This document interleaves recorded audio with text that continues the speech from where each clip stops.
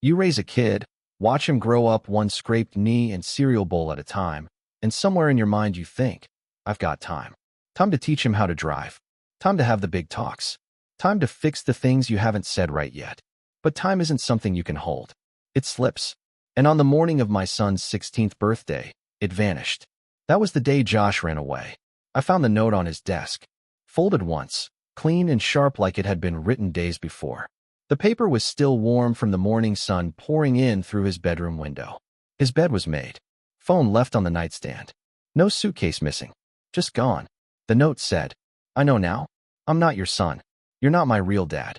Don't come looking for me. What struck me first wasn't the words. It was the handwriting. Perfect cursive. Slanted just like someone else I used to know. My brother, Ben. I hadn't seen him in years. Not since the fallout. Not since the day he disappeared from my life, leaving behind debt, half a dozen lies, and one deeply scarred memory I never unpacked, because it hurt too much to look directly at. But that script, that slope in the K, the open loop in the Y, it was his. I'd bet my life on it. And the boy I thought I'd raised as my son? Gone. But to really explain why that morning felt like the ground opened beneath me, I have to take you back. Not all the way, just far enough. To a time when things felt stable. Before 16 Candles turned into a funeral for the life I thought we had. Josh was born on a rainy Tuesday in April. I remember because the thunder shook the windows, and his mom, Elise, gripped my hand so tight I thought she'd snap something. But when he came out, full head of hair, lungs like a foghorn, something clicked in me. I wasn't just a guy with a steady job and a garage full of half-finished projects anymore. I was a dad. Or, I thought I was. Elise and I weren't married then. We'd dated for a couple years, broke up, got back together just long enough for one night to turn into a pregnancy we didn't see coming. She told me the timing was wrong. I told her maybe it was exactly right. She didn't fight me on that. We made it work. Lived small, but comfortably. I was a high school counselor. She taught piano lessons out of our front room. We had matching coffee mugs and a chore list on the fridge. It wasn't glamorous, but it was good. Until it wasn't. She got sick when Josh was 5. Fast. The kind of sick that doctors say isn't fair, isn't expected, and isn't going to get better. She made it another 9 months. And then it was just me and him. I don't think I ever really breathed after that. Not fully. But Josh gave me a reason to keep going. To wake up. Pack lunches. Cheer at soccer games. To keep the bedtime light on just long enough for him to feel safe. He looked like her. Same sharp chin. Same kind eyes. Same laugh that started in the stomach and tumbled out before he could catch it. I never doubted for a second that he was mine. Never wanted a test. Never needed one. Love was the proof. And now I was staring at a note that said none of it was true. And a whisper in my chest that sounded like Ben. Ben, who'd been my best friend before he became a stranger. Ben, who Elise once said wasn't good for your heart, but she never told me what she meant. Ben, who vanished after a fight we never recovered from. A night I buried deep and never unpacked because I didn't like the things I might find. I sank onto Josh's bed, that note trembling in my hand. I tried to tell myself it didn't make sense. Josh never asked questions, never hinted at doubt. We built model trains together, ate pancakes on Sundays, made up code words for, I love you, when he got too cool to say it out loud. But then I remembered the look he gave me a week ago. Small, uneasy. We were driving home from practice, and he said, almost too casual, Dad, did Mom ever lie about anything? I laughed. About cleaning her plate? Definitely. But he didn't laugh back. Just nodded. Looked out the window. And now I knew. That was the moment he was already pulling away. I checked the house. Nothing missing but a few clothes and that old backpack he never used anymore. No note to friends. No text history on the phone. Just absence. So I called the police. Filed the report. Then I sat in the kitchen, staring at that note again. I wanted to believe it was a prank. But deep down I knew. This wasn't just a runaway. This was a reveal. A fuse that had been lit long before I ever saw the flame. And the man who helped light it? The one person I thought I'd cut out of our lives for good? He was back. Even if I hadn't seen him yet. Even if all he left behind was a note written in my son's hand, but shaped by his. The first place I checked was the garage. It sounds strange. I know, why would a runaway teenager hide in the garage? But when Josh was little, maybe 7 or 8, he used to crawl behind the old tool bench when he was scared. Storms, bad dreams, Even one time when he thought I'd be mad because he broke a window playing soccer inside. It was his hiding spot. It was empty. Still smelled like gasoline and cedar. I stood there for a minute longer than I needed to. The silence felt thicker in that room, like the past still lived in the corners. I tried his friends next. Eli, Gabe, Carter. All good kids. All confused. They hadn't heard from him. No late-night texts, no vague messages, nothing. Gabe's mom even said she'd seen Josh the day before, seemed normal, polite. Even joked about how much cake he wanted for his birthday. He'd planned this. That's what chilled me most. This wasn't a tantrum. Wasn't a slam the door and cool off kind of thing. He left like someone chasing a truth. Like he knew where he was going, or worse, who he was going to. So I did something I hadn't done in almost 10 years. I typed my brother's name into a search bar. Ben Whitmore. It felt dirty, like digging through a grave I'd sworn I'd never visit again.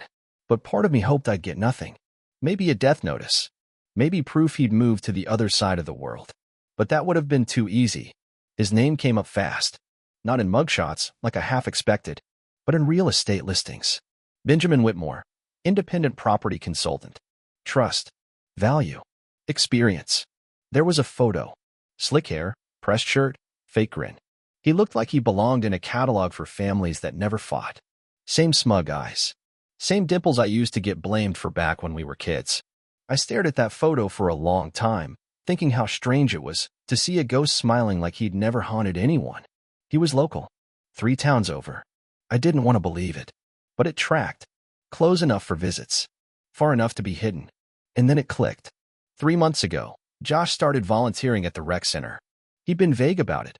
Said it was just a way to get hours for school credit. I was proud of him for stepping up. That center? It was in the same town. I remembered asking once, "Do you like the guy who runs it?" He shrugged. "He's all right. Kinda intense." That was all he said. I'd barely thought twice about it. But now? Now I was sick to my stomach. I called the center, asked to speak to the manager. Woman on the line said he'd stepped down a month ago. Said a guy named Ben filled in on a volunteer basis for a while, helped with sports clinics. Said the kids liked him. Said he left suddenly, no notice. Just stopped showing up. That lined up, too. I called again, this time, his business line. Voicemail. I didn't leave a message. I wasn't ready to say anything out loud. Instead, I printed out the address. His office. And the next morning, I got in my truck and drove. I didn't tell the police. Not yet. The report was still open. But if Josh had gone looking for Ben, I needed to know what he was walking into. What I had once walked away from. The office was a little suite in a strip mall. Fake plants in the windows. The door had one of those bells that jingles when you enter, the kind that used to make Josh laugh when he was little. Inside was a receptionist, mid-20s, chewing gum like it was her job. "Can I help you?" I gave her my name. Said I was looking for Ben. She blinked. "He's not in." "Do you know when he'll be back?" "No. He doesn't work here anymore." Something in her tone made my stomach twist. "Did he quit?" She shrugged. "Sorta. Left some files behind. Didn't clean out his desk. Just stopped showing up. Like a month ago." I leaned on the counter. "Have you seen this boy?" I asked, pulling out a photo of Josh. His school picture. The one from last fall. The last one before everything changed. Her gum slowed. "That's his kid, right?" I froze. "Whose?" "Ben's," she said casually. "He showed us photos once. Said they were working on things. Reconnecting or whatever." I felt the world tilt sideways. "He said what?" She shrugged again. "Honestly, I think he was just proud. Said the kid wanted to know who he really was." My hands went cold. Josh had been meeting him. Behind my back. And Ben, that snake, had let him believe he was the real father. Maybe he was. Maybe he wasn't. But the betrayal wasn't in the biology. It was in the secrecy. The manipulation. The rewriting of history while I was still trying to hold the pages together. I left the office with one thought pounding in my chest. This wasn't just a runaway. This was a rescue. And I was already running out of time. There's a kind of quiet you only hear when something's wrong. Not peaceful. Not still. Just hollow. Like the world's missing a layer of sound, and you're the only one who notices. That's what it felt like driving back from Ben's office. Josh wasn't just gone, he'd been taken. Maybe not by force, but by persuasion. And that can be worse. Because when someone rewrites your truth gently, piece by piece, you don't even realize you've been erased until you're gone. I stopped for gas halfway home. My hands were still shaking. I kept hearing the receptionist's voice over and over. That's his kid, right? I wanted to scream. Instead, I got back in the truck and drove to the one place I hadn't checked yet, the rec center. The volunteer coordinator there, a guy named Marcus, agreed to meet me after hours. Said he remembered Josh. Said he remembered Ben too. He came in smooth, Marcus told me, unlocking the back office. Said he wanted to help, give back. Didn't mention he was family. Thought that was strange. Found out later when I saw them talking in the parking lot, not like a coach and student. Like something else. Did Josh ever stay late? I asked. Marcus hesitated. Yeah, a few times. Said his ride was late. But he never looked scared. Just confused. Like he was thinking too hard. That matched what I'd been seeing for weeks. Josh had started pulling back. Less eye contact. More one-word answers. He wasn't angry. He was unsteady. Like his foundation was shifting, and he didn't know where to plant his feet. Did they leave anything behind? I asked. Josh or Ben? Marcus pointed to a drawer. We keep lost and found stuff in there. You can check. I didn't expect to find anything. But about halfway through a pile of gloves, phone chargers, and a lunchbox with mold growing inside, I saw it. Josh's sketchbook. Brown leather cover. Spiral spine. His name written inside in pencil smudged, fading. I opened it. The first few pages were normal. Comic characters. Doodles of cars. A wolf he'd been obsessed with for months. But halfway through, the drawings changed. There were two men sketched side by side. One labeled Dad, drawn in heavy, sharp lines, my jawline, my posture. The other labeled Ben. Softer, shaded, but unmistakably the same man from the real estate photo I'd seen online. Josh had drawn them both. And underneath the sketch was a single question, scrawled in messy ink. Who am I supposed to believe? I felt that like a punch to the ribs. He hadn't been angry. He'd been lost. Caught between two stories. Two men. Two versions of the same name, father. There was more. On the final page, he'd written something. No art. Just words. He says Mom wanted to tell me. That you kept her from it. That I was always meant to know, but you were afraid. Is that true? Did you lie to keep me? I closed the book. I wanted to say no. I wanted to scream that Ben was lying, manipulating, doing what he always did, twisting truth into something unrecognizable. But the part that made my throat close? I had been afraid. Not of the truth, but of the question. Josh had never asked, and I never offered. Elise and I, we had a moment. Just once, right after he was born. She said, if he ever wants to know, we'll tell him together. But the conversation never came again. And when she died, I buried it. With her. Because it felt safer that way. And now? Now my silence had made room for Ben's voice. And that voice was pulling my son away from me. Marcus offered to let me keep the sketchbook. I thanked him, shook his hand, and left. I sat in the truck for a long time, holding that notebook in my lap like it was made of glass. I didn't cry. I didn't yell. I just sat in the wreckage. And then my phone buzzed. Unknown number. One text. If you want to see him, come alone. Don't bring police. You know where. No signature. But I knew. I knew that handwriting. Same slope. Same ghost. Ben. He wasn't running anymore. He was inviting me in. I drove through the dark like I was chasing something I couldn't name. No music. No noise but the thrum of tires on damp pavement. I didn't need to ask where. Ben had said you know where, and I did. It was the lake house. My family used to own it when we were kids. A squat, two-bedroom cabin with sagging porch rails and a wood stove that always smoked too much. My dad called it a fixer-upper. My mom called it a money pit. Ben and I called it freedom, the only place we ever really got along. It had been sold off after Dad passed. I hadn't been back in over a decade, but Ben had, and if he was there now with Josh. I pulled up just past midnight. The gravel crunched under the tires like bones. The house was dark except for one light in the back, the kitchen, if I remembered right. No sign of Josh's bike. No other cars. Just the quiet hum of a place holding its breath. I didn't knock. I walked in. The door was unlocked, of course. Ben never did believe in locks, said they were for people who didn't trust the world. Funny thing coming from the most dishonest men I ever knew. The kitchen hadn't changed much. Same rust-colored linoleum. Same dinted fridge. The air still held that faint smell of damp wood and burnt coffee, like time had settled in and refused to leave. On the shelf above the sink, I spotted it, the chipped blue mug Ben and I used to fight over as kids. He always said it made the cocoa taste better. And there, sitting at the old table with 2 mugs between them, was Josh. And Ben. My son looked up first. Not surprised. Not angry. Just tired. Ben smiled like we were old friends. Like nothing had ever broken between us. "Tommy," he said, leaning back in the chair. "Took you long enough." I didn't answer. Didn't move. Josh stood up slowly. "I told him not to text you," he said. "I didn't want this to turn into a war." My heart cracked a little at that. He still thought I'd come here angry. I wasn't. I was afraid. Ben gestured to the 3rd chair. "Sit. Let's talk." I stayed standing. "Where's his stuff?" I asked. "Clothes? Bag." Josh motioned to the hallway. "I didn't bring much." That stung. Like he hadn't planned to come back. Ben reached for his mug casually, like this was just a family reunion and not a kidnapping disguised as a conversation. "I didn't take him," he said. "He came to me. I just answered the door." "How long's this been going on?" I asked, staring straight at him. Ben smiled. "Couple months. We ran into each other at the rec center. Didn't take long." He's got Elise's curiosity. Once he started asking questions, it all came pouring out. Josh looked at me then. Eyes wide, conflicted. "You could have told me," he said. "You should have told me." I stepped closer. "I wanted to," I said. "Your mom and I talked about it once. After you were born. But then she got sick. And after she died." "I didn't want to confuse you. You were 5, Josh. You were grieving." Ben scoffed. "He's not 5 anymore." I turned to him. "No. And you're not part of this family anymore either." That got a flicker of something behind his eyes. Not guilt. Ben doesn't do guilt. But discomfort. Like someone bumped the script. Josh was quiet.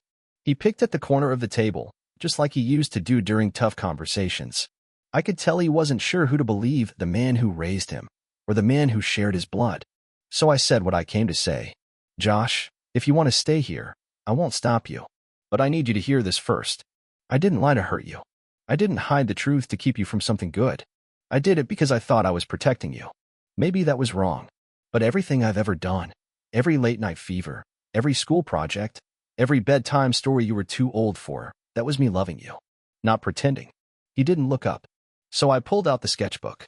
Placed it on the table. "I found this at the rec center," I said quietly. "You asked who you're supposed to believe."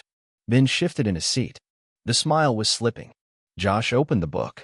His breath caught. He looked at the last page, the one with the question. He didn't speak for a long time. Then finally, he whispered. He said Mom wrote him a letter. After I was born. Said she called him the real father. I froze. Ben nodded. "I still have it. Want to see it?" He reached into a drawer and pulled out a yellowed envelope. No stamp. Just folded pages. He passed them to Josh. I didn't try to stop him. Because if the truth was in there, he deserved to read it. Josh opened the letter. "Read it." His face didn't change, not all at once. But slowly, something hardened in his jaw. His eyes flicked back and forth, then narrowed. "This isn't her handwriting," he said. Ben blinked. "What?" Josh stood up. "This isn't hers. I have birthday cards from her. She curled her F's. These are straight." He turned to me. "You didn't write this, did you?" I shook my head. "No." Josh turned back to Ben. "Did you?" Ben's face dropped the act. "I was trying to help you understand," he said. "To give you context. You deserve to know." Josh took a step back. "You lied to me. I told you what she would have said. That's not the same." And just like that, the spell broke. Josh grabbed the sketchbook. Walked to my side. He didn't say, "I'm sorry." Didn't say, "Let's go." He just stood with me. And for the first time in weeks, I let myself breathe. Ben didn't fight it. He just sat there, watching us walk out the door. Like he knew, he'd already lost. We didn't talk much on the drive home. Josh sat beside me, sketchbook in his lap, eyes fixed on the road ahead like if he blinked, the whole thing might vanish, the house, Ben, the letter that wasn't hers. I kept one hand on the wheel and the other ready, in case he reached out. He didn't. Not yet. But I could feel it. The weight of the question pressing in the space between us.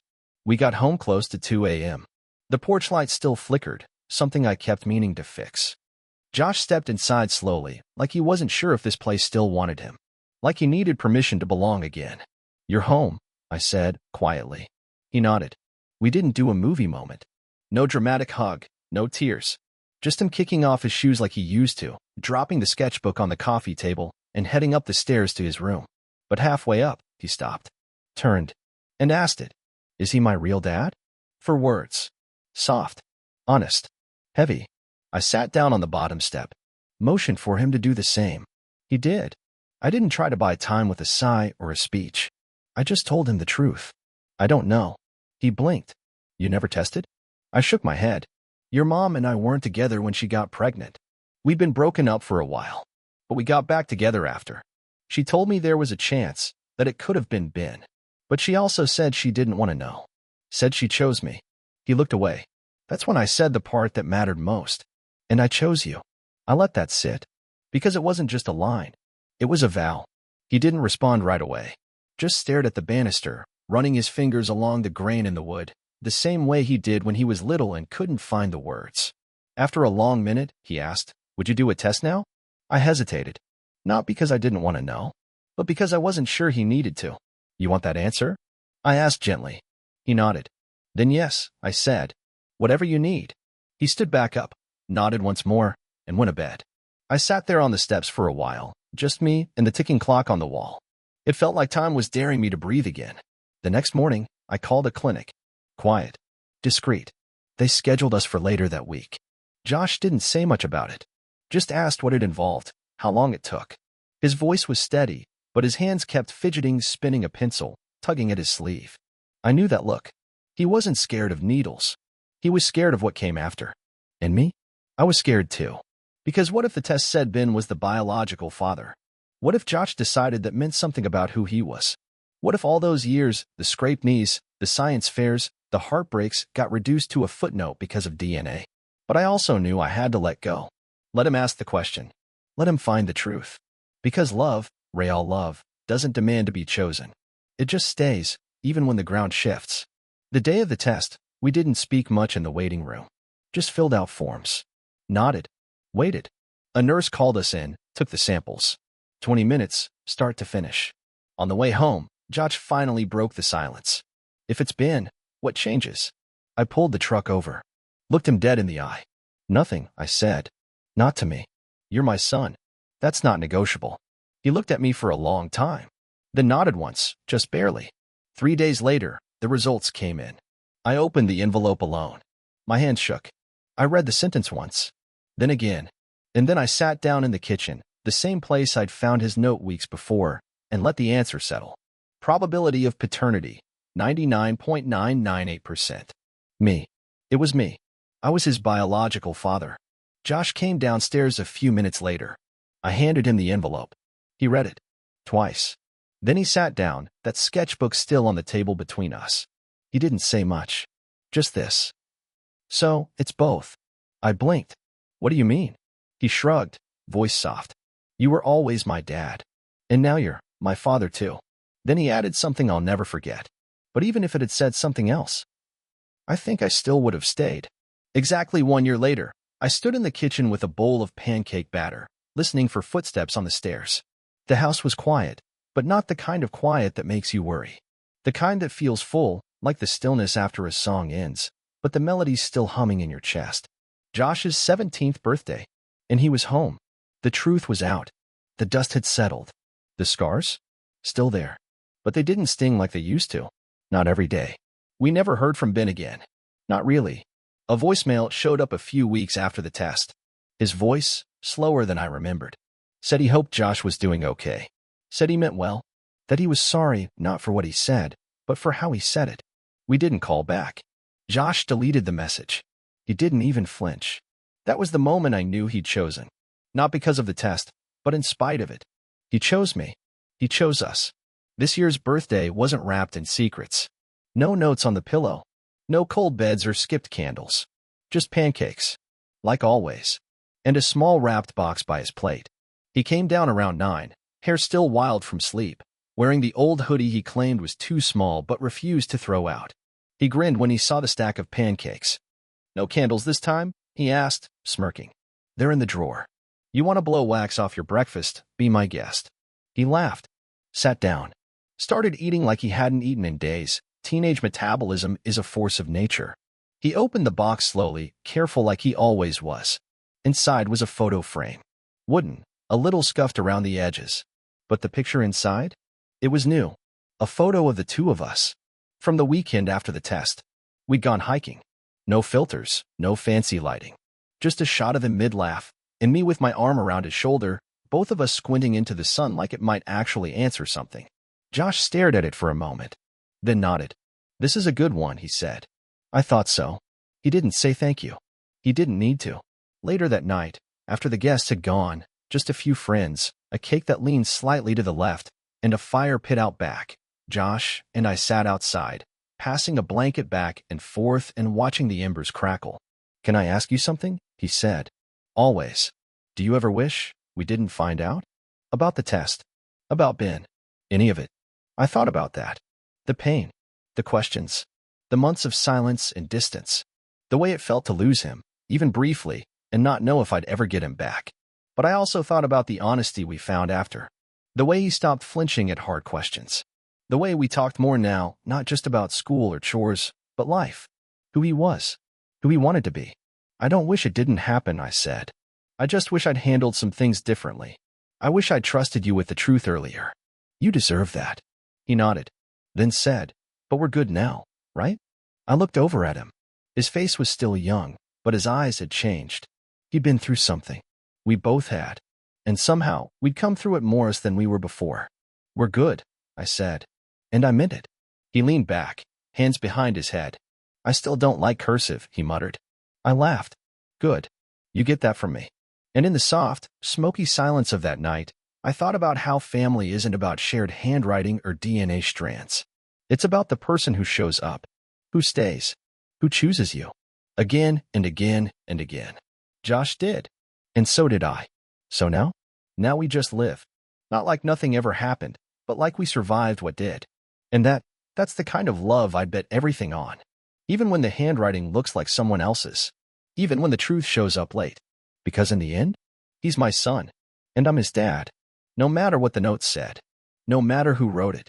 We're home now. Together.